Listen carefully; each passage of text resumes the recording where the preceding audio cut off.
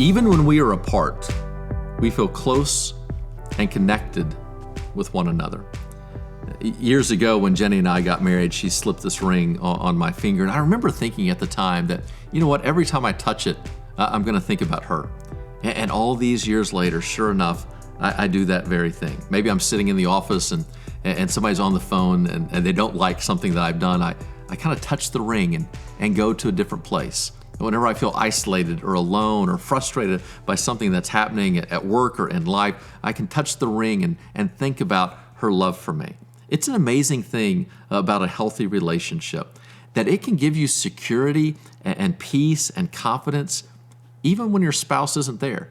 This is the great gift that we give to one another with the power of our love, that we create these meaningful experiences when we're in the presence of one another. And then we part and we go into our daily lives to work or to family or to expectations. And our spouse isn't physically with us in that moment. But our love is so deep, our bond is so real that we can actually feel connected even whenever we're apart.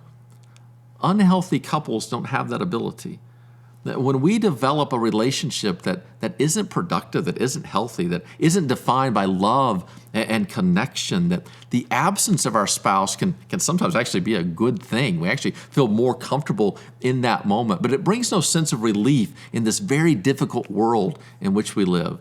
And yet when Jenny and I develop a healthy connection, when we love each other well, it doesn't just help us in the presence of one another.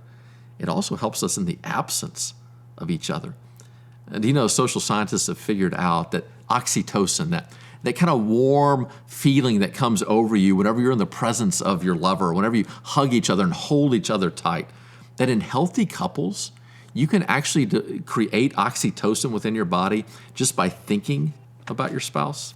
That your body actually begins to respond as if that person was present, even though they are absent.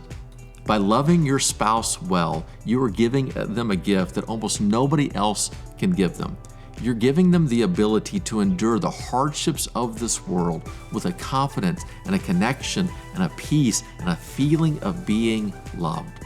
Love each other well, and it will impact one another even whenever you're not with each other.